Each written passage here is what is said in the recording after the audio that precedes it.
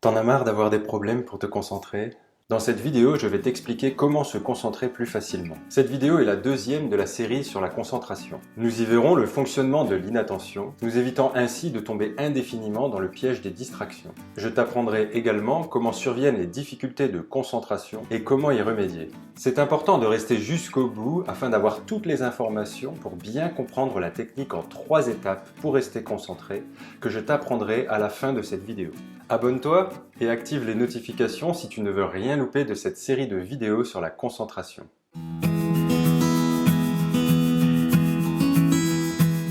Dans la vidéo précédente, nous avons vu que l'attention est un réflexe et qu'il se peut qu'elle attrape toutes sortes d'informations de manière involontaire.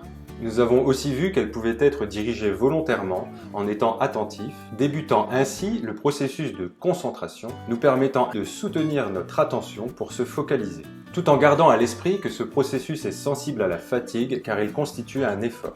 De ce constat, nous pouvons commencer à comprendre ce qui nous rend inattentifs et ce qui nous déconcentre. Je vais essayer de t'expliquer le processus de distraction de la manière la plus claire possible. Sur ce schéma, on peut voir ton niveau de concentration qui va évoluer en fonction du temps. Lorsque tu essayes de te concentrer sur ton travail ou de réviser, ton niveau de concentration va augmenter au fur et à mesure. Malheureusement, tu reçois un SMS d'un de tes potes qui t'invite à sortir ou alors quelqu'un t'appelle. Tu vas alors te déconcentrer immédiatement. Puis tu souhaites te reconcentrer à nouveau pour terminer ton travail. Sauf que cette fois, l'idée survient d'aller checker sur le net si les nouveaux épisodes de ta série préférée sont enfin sortis. Ta concentration retombe alors à zéro.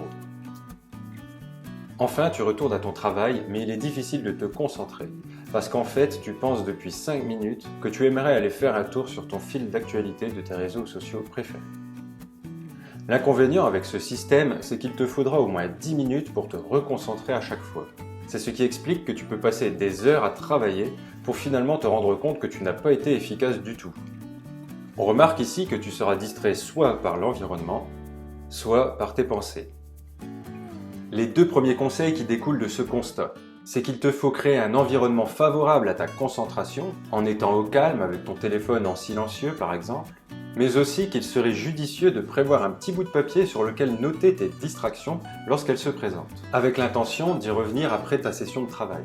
Je t'en parle plus en détail juste après, avec la technique en 3 étapes, pour que tu puisses entraîner ton cerveau à rester concentré. Je vais essayer de t'expliquer le fonctionnement normal de la concentration lorsqu'il n'y a pas de distraction. Cette fois, nous allons voir l'évolution de ton niveau de concentration en fonction de l'intensité de la stimulation.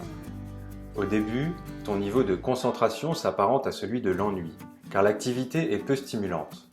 Mais plus la stimulation augmente, plus ton intérêt va grandir.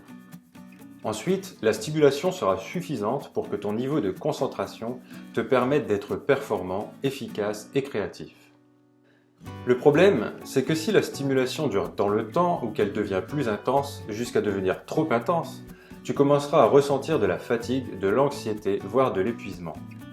D'un côté, lorsque la stimulation est basse, le stress est réduit, mais tu seras peu intéressé, et de l'autre, lorsqu'elle est trop intense, elle engendre du mauvais stress et te fatiguera beaucoup plus vite.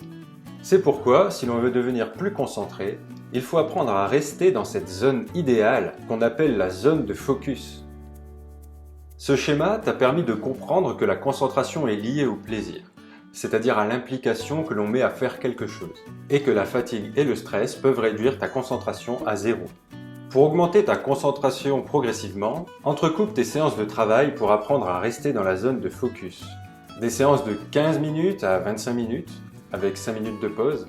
D'un côté pour ne pas te décourager avant d'avoir commencé si la séance est trop longue, et de l'autre pour ne pas se surmener et passer dans la zone de mauvais stress. Dans l'idéal, il faudrait arriver à des séances de 50 minutes sans se déconcentrer, entrecoupées de 10 minutes de pause. C'est ce qu'on appelle la méthode Pomodoro. La technique en 3 étapes. Première étape, prévois l'environnement de travail et décide de ce que tu as à faire. Par exemple, se mettre au calme pour réviser son cours de biologie. Deuxième étape, lance une séance de 15 minutes. Et troisième étape, pendant la session de travail, fais une liste des distractions qui apparaissent. De cette manière, tu vas reprogrammer ton cerveau afin de rester concentré. Vois ce qui figure sur ta liste comme une récompense d'avoir su rester concentré.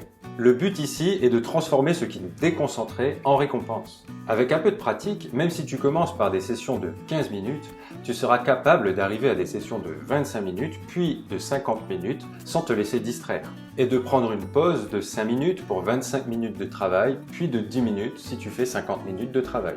Tu seras dans la zone de focus indépendamment de l'intérêt que tu portes à la tâche, car tu auras réussi à dompter ton attention le temps que tu t'étais imparti pour travailler. Au début, cela pourra être un peu difficile, comme tout changement d'habitude. Garde simplement à l'esprit que ceux qui veulent changer leurs habitudes y arrivent de manière progressive. La concentration n'est pas innée, mais elle s'acquiert en voulant mieux la comprendre et la développer. J'espère que tu passeras à l'action. Si tu mets en pratique ce qui est dit ici, tu vas avoir des résultats rapidement, je peux te l'assurer. Tu retrouveras peu à peu confiance et plaisir à savoir rester concentré sur une tâche. Et tu vas réaliser que tu peux être plus efficace dans ton travail.